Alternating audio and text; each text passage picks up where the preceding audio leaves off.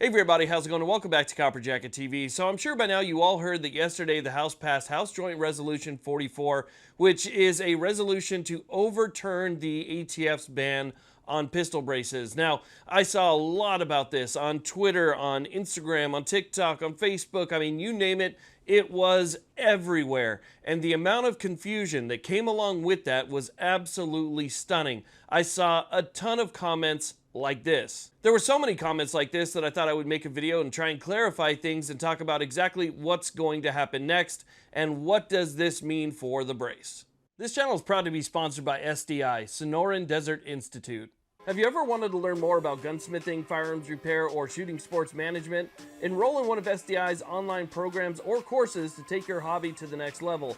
Payment plans and funding options are available, so visit the link below or call 480-999-4767 to learn more. Okay, so again, the House voted to pass Joint Resolution 44, which is intended to overturn the ATF's brace rule. Now, this is great in several ways. One, it sends a big message. Another one is that it shows that we still have at least some support from one side in Congress. So again, they passed it. That's fantastic. Now, because of this, there was a lot of confusion, a lot of people wondering what exactly this means for the future of the brace that they still have or still own or still use. I mean, that's a video for another day, but it just, it has people wondering what they're allowed to do at this point. Well, this is not the end of the process. Essentially, this is kind of a middle phase of the process. So we had the House subcommittee, which came up with Joint Resolution 44. They passed that through the committee. Then it went to the floor of the House, and then the floor passed it. Now, there's two more steps that still need to happen. It still needs to go to the Senate, and then after the Senate, it still needs to go up to the president's desk. So while the House voted to pass it, it doesn't solidify anything at this point. So for those people that are wondering, am I good to go now? Does this mean the brace rule is over? No, unfortunately, that's not what it means. And I know that a lot of these headlines that you're seeing and a lot of this content that you're seeing is House overturns brace rule and, big things like that. But it's not really the reality. Yes, they voted to overturn it, but it still has to go to the Senate. Now, remember that the Senate is pretty much evenly split. I mean, we're looking at like a 50-50 in the Senate, with the tie-breaking vote being the vice president.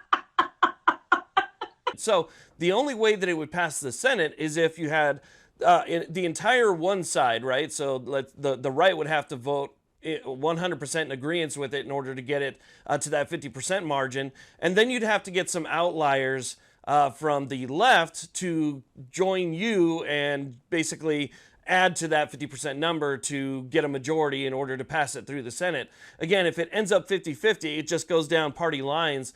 You have the vice president, and we know exactly what she's going to do, so you end up kind of with nothing. Now, I keep telling people who ask me about this and when it comes up in conversation that this is not going to be settled in government. It's just not, especially with a divided government like this. The only way that this issue is going to be settled is going to be through the court system. It's going to be settled by us. It's going to be settled by organizations like the 2AF, the FBC, the GOA, anybody else who has filed a lawsuit in court. So that's who's going to finish this thing off. This is what's going to take us to the end here. And I think that we have a phenomenal chance of overturning this rule, and I think we have a pretty good chance of overturning this rule fairly soon. The reason that I say that is because out of 3 lawsuits between the 2AF, the FPC, the GOA, we have 3 separate injunctions. That means 3 separate instances where the courts have said that we have a likelihood of winning on the merits. That means that they say, even without going to court at this point, hearing all the evidence and going through the entire process, the court thinks that you have a good chance of winning, so they're going to go ahead and they're going to put it on hold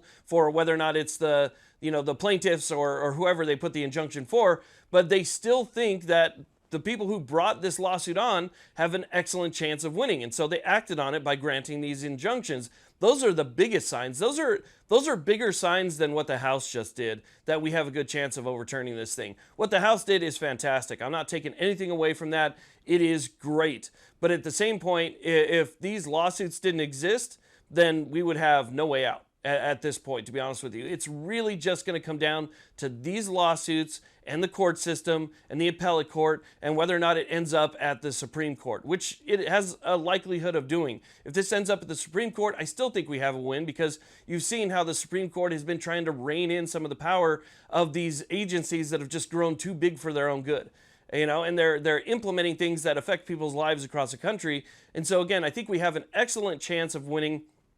at whatever stage of the court system this ends up being. So wherever it's finalized, I think that's where it's going to go. But I think that, the government, especially when it comes to the Attorney General, Merrick Garland and stuff, they're probably going to file for an appeal until it gets to the Supreme Court. But he might end up regretting that, because if it gets to the Supreme Court and the Supreme Court rules on it, then that's it. Okay, that's going to be the end of the story there. That'll be the law of the land for everybody. And again, I think they will side with us again, just citing lower court precedent at this point with the injunctions.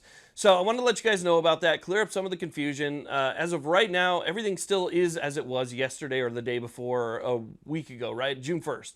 So everything is as it was on June 1st. So just try and keep that in mind for anybody who's wondering, what that really meant. There's still a lot more process to go, but we already have the goaltender who says that he's going to make the save. So he's going to screw us all. He's happy to do it. He's happy to walk all over our Second Amendment rights, and he's so happy about it that he's going to tell you about it in advance. So that's how it is. It's ridiculous, I know. Anyway, I want to thank you all very much for watching. I really do appreciate it. Please like, subscribe. You guys have a great day.